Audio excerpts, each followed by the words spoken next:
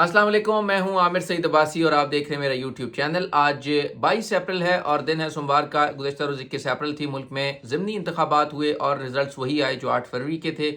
और उसमें कैसे किस किस सियासी जमात को हिमायत थी और किस की मुखालफत थी और किसको कितनी मुश्किलात का सामना करना पड़ा और कैसी फ़ाइट रही, इस पर आज के वीलॉग में बात करेंगे। इसके साथ साथ बुशरा बीबी की अडयाला जेल मुंतकिली की जो दरख्वास्त थी बनी गाला से, उस पर भी इस्लामाबाद हाई कोर्ट ने रिमार्क्स दिए हैं कि बुशरा बीबी को बनी गाला में जो अकेले रखा गया है, ये भी एक टॉर्चर की एक जो है वो किस्म है। और इस पर अदालत ने अब आइंदा हफ्ते रिपोर्ट तलब कर ली है चीफ कमिश्नर ऑफिस से, जो खुद को सूबाई हुकूमत भी कहता है। तो अदालत ने कहा कि कैसे आप अपने आप को सूबाई हुकूमत करार देकर फैसले कर रहे हैं, इस हवाले से अदालत को असिस्ट किया जाए। उन्होंने कहा कि हमें देखना होगा कि कुछ हमने गलत तो नहीं कर दिया, लिहाजा हमें मौका दे दिया जाए, हम आइंदा समात पर इस पर अदालत को असिस्ट करेंगे, लिहाजा उस पर समात मुलतवी कर दी गई है। सबसे पहले हम बात करेंगे इलेक्शन की।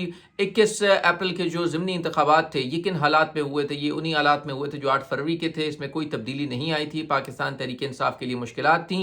पाकिस्तान तहरीक इंसाफ की जिसकी टॉप लीडरशिप जेल में है, जिसके चेयरमैन जेल में है, ना उन्हें कोई जलसा करने की इजाज़त है, ना उनकी शक्ल दिखाने की इजाज़त है, ना उनकी खबर चलाने की इजाज़त है, और ना ही उनकी तरफ से कोई स्टेटमेंट जो है वो जारी हो सकती है। और दूसरी तरफ उनकी जो दूसरे और तीसरे दर्जे की क़यादत है पंजाब की, वो या तो गिरफ़्तार है या वो मफरूर है या वो रियासती जबर का सामना कर रही है। उन्हें गिरफ़्तारियों का सामना करना पड़ रहा है, उनको छापे पड़ रहे हैं उनके, और ना उन्हें इलेक्शन कैंपेन करने की इजाज़त है। और इसके साथ साथ जो दूसरी सियासी जमात थी मुस्लिम लीग नून, उन्हें भरपूर सूबाई हुकूमत की मुकम्मल आशीर्वाद थी और उन्होंने भरपूर तरीके से अपनी मुहिम चलाई और बहुत सी उन्होंने एक्टिविटीज़ की, जिसकी वजह से उन्होंने अपनी जो नशस्तें हैं वो बचा ली हैं। और जो एक नशस्त थी वज़ीराबाद की जो पहले तहरीक इंसाफ के पास थी, वो भी मुस्लिम लीग नून ने जीती है। लेकिन रिज़ल्ट्स वही आए हैं जो 8 फरवरी के थे। हमने आपसे डिस्कस किया कि ये वो नशस्तें हैं जो मुस्लिम लीग नून ने ही खाली की थी और छोड़ी थी, लेकिन वहाँ पर तहरीक इंसाफ ने ज़बरदस्त फ़ाइट की है। तहरीक इंसाफ को ये मालूम था, उसके वोटर्स को ये मालूम था कि अगर 8 फरवरी के आम इंतखाबात में कोई तब्दीली नहीं ला सके तो 21 अप्रैल के इंतखाबात में या वोट डालकर वो क्या तब्दीली लाएंगे। लेकिन इसके बावजूद उन्होंने ज़बरदस्त फ़ाइट की, भरपूर मुकाबला किया और इस तमाम जो हुकूमती वसाइल थे उनके बावजूद उन्होंने जो है वो टफ़ टाइम दिया हुक्मरान जमात मुस्लिम लीग नून को। और उसके बाद फिर जो नताइज आए हैं वो आप सबके सामने हैं। और जिस तरह की धांधली की फुटेजेस आई, धांधली के शवाहिद आए, जिस तरह इलेक्शन कमीशन के अमले की जानिबदारी सामने आई, इन तमाम हालात में भी पाकिस्तान तहरीक इंसाफ ने एक अच्छी फ़ाइट की है ज़िमनी इंतखाबात में। हम सिर्फ ये देख लें कि पाकिस्तान तहरीक इंसाफ इस वक्त, अगर हम एक फ़ुटबॉल के मैच की बात करें, तो जिस तरह दूसरी टीम के अगर तमाम 11 खिलाड़ियों को बांध दिया जाए और उसके बाद एक सियासी जमात को या एक टीम को जो है वो इजाज़त दी जाए कि आप उसमें गोल कर लें, और अगर वो गोल कर लें तो कोई बहुत बड़ी कामयाबी नहीं है। अगर हम देखें हुक्मरान जमात मुस्लिम लीग नून ने अगर ये ज़िमनी इलेक्शन जीता है, 11 नशस्तें जीती हैं, तो ये ऐसे ही जीती हैं जैसे दूसरी जो टीम है उसके हाथ पैर बंधे थे। और उसके साथ साथ उसको जिस तरह जो जबर का सामना है, उन तमाम हालात में उन्होंने एक अच्छी फ़ाइट की है। हम इन नशस्तों को डिस्कस कर रहे थे।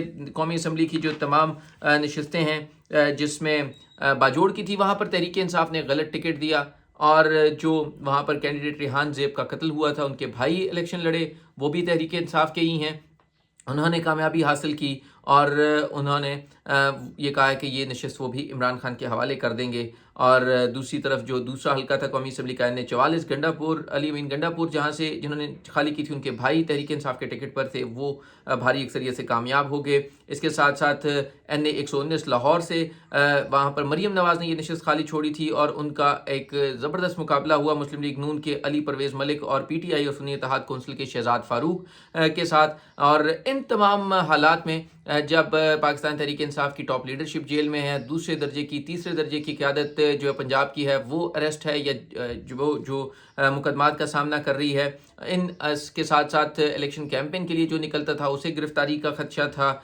दूसरी तरफ उनको कैंपेन करने की इजाज़त नहीं थी, उनको जलसा करने की इजाज़त नहीं थी। इस सारे हालात के बावजूद उन्होंने सख्त मुकाबला किया, लेकिन मुस्लिम लीग नून ये नशस्त जीत गई। शहबाज शरीफ का दूसरा जो हल्का था, उन्होंने NA 123 रखा था। NA 132 जो कसूर वाला हल्का है वो उन्होंने खाली छोड़ा था। वहाँ पर उनका ज़बरदस्त मुकाबला हुआ PTI के हुसैन डोगर के साथ, और मलिक रशीद थे मुस्लिम लीग नून के, मलिक रशीद वहाँ पर कामयाब हुए।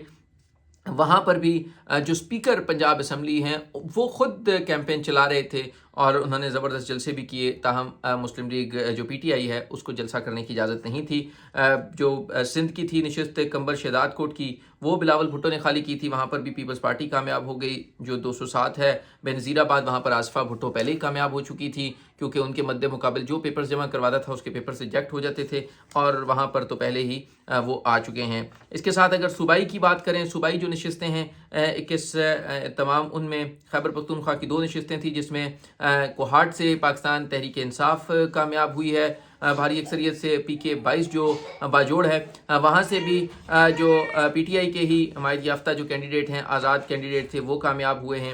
سندھ کی اگر بات کی جائے، پی ایس 80 دادو، وہاں سے بھی پاکستان پیپلز پارٹی کے کینڈیڈیٹ جو ہیں وہ کامیاب ہوئے ہیں۔ بی این پی مینگل نے ایک نشست جیتی ہے جو پی بی 20 تھی خضدار، اور لسبیلا سے مسلم لیگ نون جو جام کمال کی نشست تھی، ان کی نشست تھی، انہوں نے ہی جیت لی۔ اس کے ساتھ پنجاب کی اگر ہم بات کریں تو سب سے پہلے جو غلام عباس کا جو تلا گنج چکوال کا علاقہ تھا، وہاں سے پی پی 22 ہے، وہ انہوں نے خالی کی تھی، وہ انہوں نے ہی جیت لی، انہیں کی کینڈیڈیٹ نے، مسلم لیگ نون کے کینڈیڈیٹ نے۔ اس کے ساتھ پی پی 32 گجرات تھی، وہ بھی مسلم لیگ کاف کی نشست تھی، مسلم لیگ کاف کے ہی موسیٰ الہی نے جیت لی، وہاں پر چودھری پرویز الہی کو شکست ہوئی، اور جو نتائج آئے ہیں وہ حیران کن ہیں، لیکن بہرحال انہیں کامیاب قرار دیا گیا ہے۔ پی پی 36 جو وزیر آباد کی ہے، وہاں پر محمد احمد چٹھا ہیں، انہوں نے نشست خالی کی تھی، وہاں پر تحریک انصاف پہلے کامیاب ہوئی تھی، لیکن اب موجودہ حالات میں وہ کامیاب نہیں ہو سکے۔ اس کے ساتھ ناروال میں احسن اقبال کے صاحبزادے ہیں احمد اقبال، وہ کامیاب ہوئے ہیں جو پی پی 54 ہے وہاں سے۔ اس کے ساتھ شیخو پورہ سے جو پی پی 139 ہے، وہاں پر مسلم لیگ نون کی کامیابی ہوئی ہے، رانا تنویر انہوں نے نشست خالی چھوڑی تھی۔ حمزہ شہباز کی جو نشست تھی پی پی 147، وہاں سے جو نون لیگ کے ملک ریاض ہیں وہ کامیاب ہوئے ہیں۔ محمد مدنی پی ٹی آئی کے، انہوں نے سخت مقابلہ کیا، لیکن تمام حالات کے باوجود وہ کامیاب نہیں ہو سکے۔ علیم خان نے جو نشست خالی چھوڑی تھی پی پی 149، وہاں سے شعیب صدیقی جو آئی پی پی کے ہی کینڈیڈیٹ ہیں وہ کامیاب ہوئے ہیں۔ ذیشان راشد جو ہیں انہوں نے سخت مقابلہ کیا پی ٹی آئی کے، اور رحیم یار خان میں بھی مسلم لیگ نون کو کامیابی ملی ہے۔ ڈیرہ غازی خان میں بھی مسلم لیگ نون کو کامیابی ملی ہے، کیونکہ یہ انہی کی نشستیں تھیں۔ بھکر میں بھی سعید اکبر نوانی ہیں، ان کو کامیابی ملی ہے، اور وہاں پر انہی کی وہ نشست تھی۔